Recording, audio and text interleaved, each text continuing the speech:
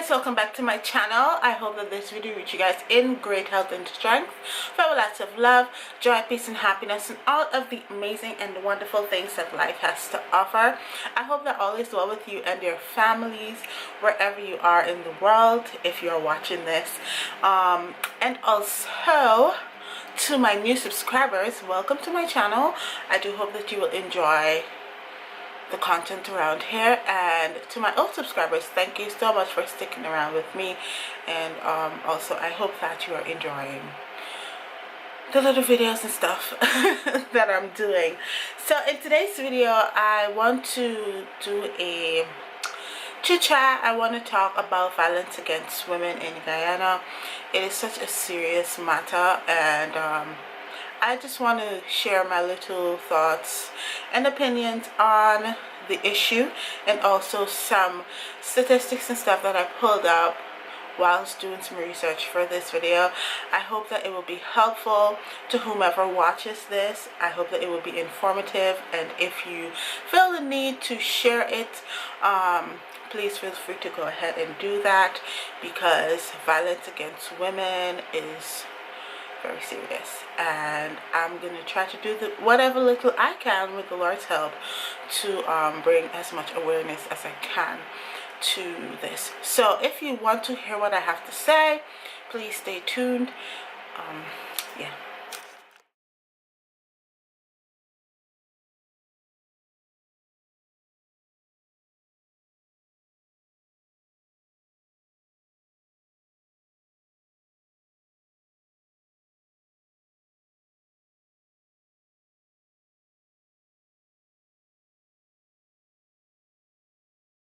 Linden, out of Linden, where I was reading the article, and according to what was reported to them was that the husband put the pillow over the lady's head to muzzle her screams because neighbors didn't hear her screaming or anything, and he slit her throat, and also he went ahead and stabbed her multiple times. Then he ran away, but she didn't die immediately. She was able to run out of the house, hit a knock on her neighbor's fence or his zinc door or something like that, and she was able to, she couldn't speak, so she was able to write in the sand husband and his phone number. And I read that she didn't die then, she died at the hospital, and she was only 37 years old. She has she was the mother of 5 children.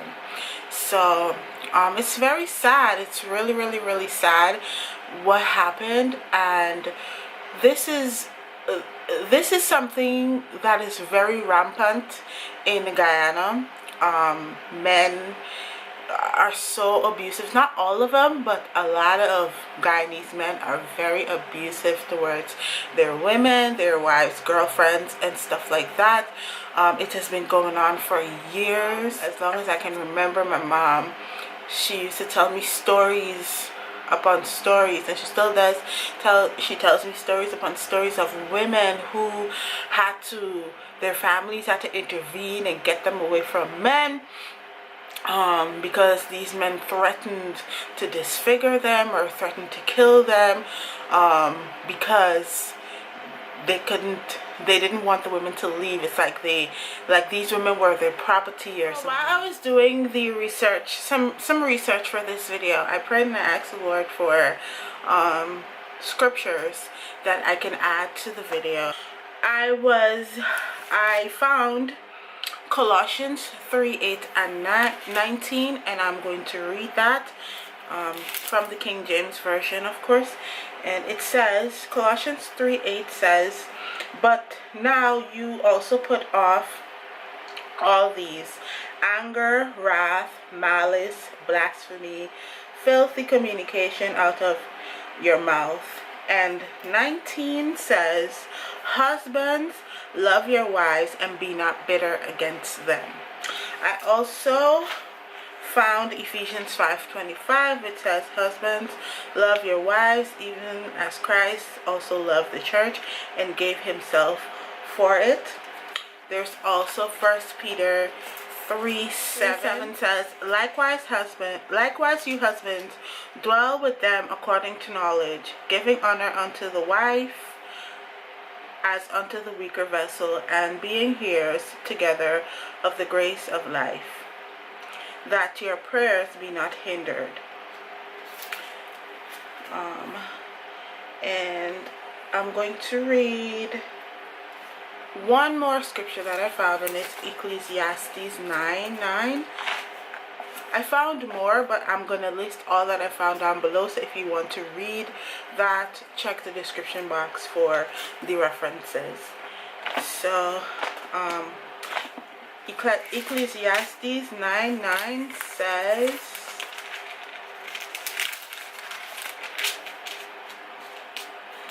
live joyfully with the wife whom you have all the days of the life of your vanity, which he has given you under the sun, all the days of your vanity, for that is your portion in this life and in your labor which you take under the sun. So many other scriptures in the Bible that can tell you or point you how to live this life, how husbands should be treating their wives, how wives should be treating their husbands and their children, and how they should live together, how we should live together as people. In 1998, they surveyed 360 women in the greater Georgetown area, and 60% of those women were involved in a relationship or a union. And out of that 60% of women, 27.7% reported physical abuse. Remember, reported, right? 26.3% reported verbal abuse, and 12.7% were sexually abused. And these are the people that reported it. So can you imagine how many women are suffering silently in Guyana? I am pretty sure that the percentage is way more than that. It doesn't matter what class you come from, what your income is, what your ethnicity is, your age, your location, or your job, or anything like that. Reports you would hear about are from women who live in a lower to middle class, but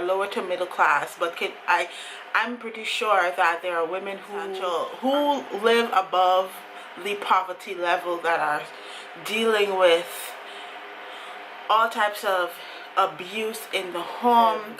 Some Guyanese men are very manipulative, and they may not hit their wives or anything like that, or they may not cuss them out or curse at them, but they may manipulate their mind. They may put certain things in their mind that would make a woman feel as though they're a prisoner. Like their husband would tell them, oh, you're not going to be anything without me, nobody else is going to love you, like I'm the only one who loves you. I bring you from nothing. You was poor, and I bring you, you know, like I bring you here, and I put you in this house. And very briefly on some Guyanese men. Not all Guyanese men are like this. Very manipulative. Guyanese men are serial cheaters. Not all of them, but a lot of them love to cheat. They like give blow, burn, hand, whatever you want to call it.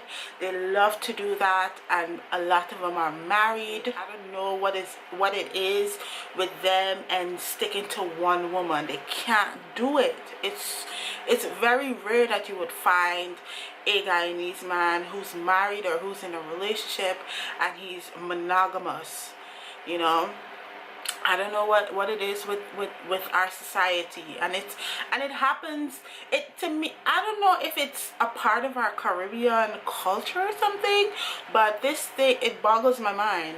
It really boggles my mind why are Caribbean men so promiscuous. Why are they so just behave like woman going out to style or something? It's crazy.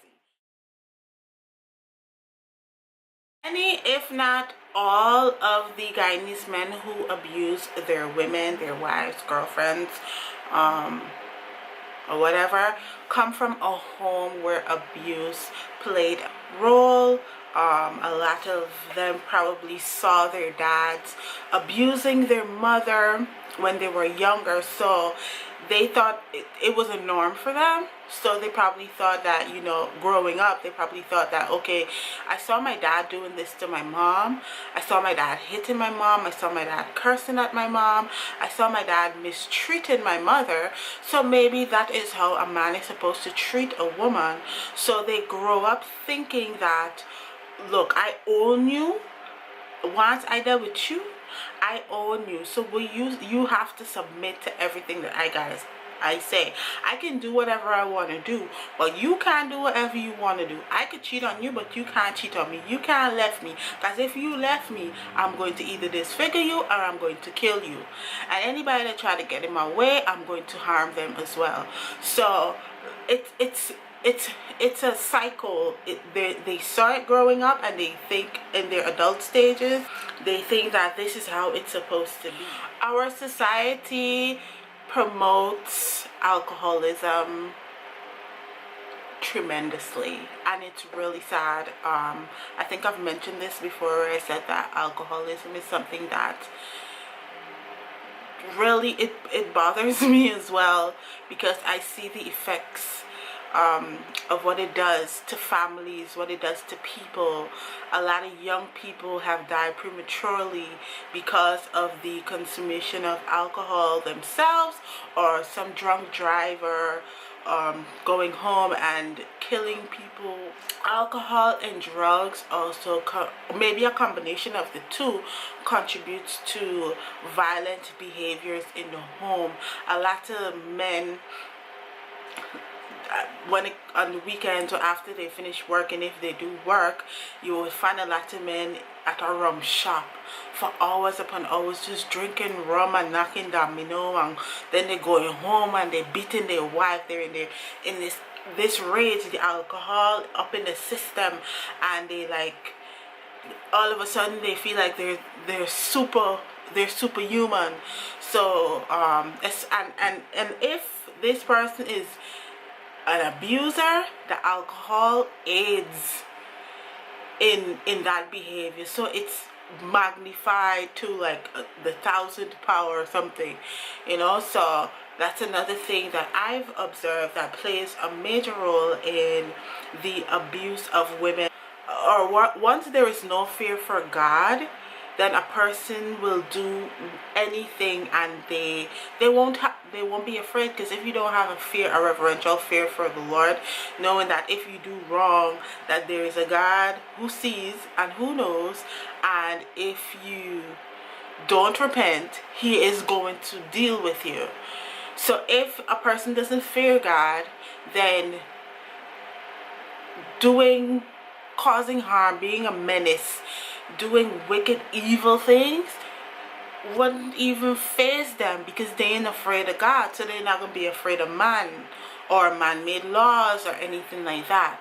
So those are 3 observations that I have noticed that contributes to domestic violence in the homes. You may not agree with me, and that is fine. I can agree to disagree. Leave your thoughts and comments down below. There are countless women who have been murdered by men who once professed that they love them and stuff like that, and it is so sad. I don't know why these men are walking around with this mentality of ownership, like a woman is a property to them or something like that. Like they went to the courthouse and they got a deed to the woman, and it's like, okay, I dealt with you, this is the deed in my hand, and I'm not letting this go. As long as this deed is in my hand, I own you. And it shouldn't be. A man is supposed to be a woman's protector. He's supposed to be the head of the home. Once you're married to your wife, I understand that you're going to have ups and downs in your relationship. No relationship is perfect, but it doesn't mean that you have to harm your wife physically, emotionally, mentally, financially, or any way like that. You're supposed to protect your wife. You're supposed to work things out. I pay attention to Trinidad a lot, and very recently there's been a lot of killings with women. A lot of women have been murdered by men who once professed that they love them. Even in Jamaica a few months ago, there was just like this killing spree of a whole bunch of girls and stuff like it's really sad. And I don't know why these men are doing these things, you know. I mean, I understand why. I know that the Bible tells you that in the last days perilous time shall come, and I know that we're living in a day and age where it's like evil is rampant. It is everywhere, and there's no love for each other. It's as though it's like everyone just hates each other, you know. And that's the only way people kill each other, because if you love someone, why would you want to hurt them? That means that you never really love them. A man should want to protect his home. If someone comes to harm your wife or your children, you should be like the lion, the king of the jungle, you know. You're protecting your family. You know, you watch how lions and lionesses live. Like if a lion from a different group come to mess with this lion's wife, it's gonna be a fight. He fighting for his wife. It's as though people don't know how to deal with their situations anymore. You know, if you have an issue within your marriage, seek counseling, seek godly counseling. Find a pastor that you two can go and sit down and talk to, and maybe he will be able to pray with you guys, and the pastor will probably go to the Lord for guidance on how to help you guys out with whatever situation that you may be having in your relationship. Because like I said, no relationship is perfect. When you get married, it don't mean that all of a sudden the rest of your days are going to be perfect days. No, you're going to have ups and downs. You're going to bicker. You're going to fight. That's why when you make your vows before God and before man, you say for better or for worse, for richer or for poorer, until death do you part. So you can't love someone for the better. When the worst come, you hate them. No. Even when the two y'all at each other's throats, it doesn't mean that you have to involve somebody else into your relationship, because then you create an atmosphere for anything to happen. And the Bible says that jealousy is as cruel as the grave. And most of these men who end up doing these kind of harmful things to their women, disfiguring them or ultimately killing them and stuff like that, is because they're jealous. And if a man is jealous, ladies, it's not cute. It's not something to run and tell your friends, oh, he jealous over me. No, that's not nice. That's not a nice trait to have. You don't want a man to be jealous over you, because then it can morph into something more devious, and before you know it, it might be too late. You know, he might become controlling, stalkerish, and all this stuff, and you might want to get rid of him, and you can't get rid of him. And he is so obsessed with you, he might become so obsessed with you that if you break up, he may think, okay, if I can't get her, nobody else can get her. And once a man reaches that point where he feels like, if I can't get you, nobody else can get you, then you know that you're in a very dangerous situation, and you have to try your utmost best to get as far away from that man as possible. Even if you have to get out of the country for a few years or whatever, just get away from him, because he may not stop until he does something really, really bad to you.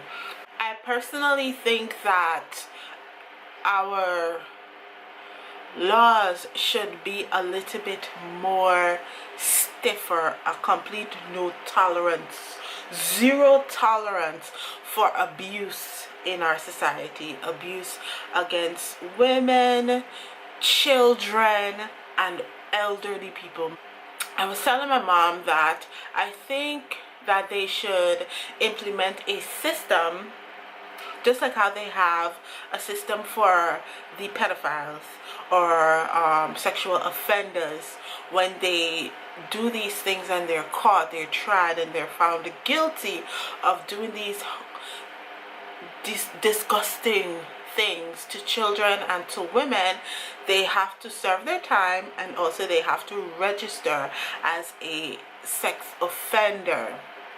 I think that they should have the same kind of system for men who are abusive. I think that they should create a database for these men who have been abusive, physically abusive towards their women, and they have been caught and tried, and they've been found guilty.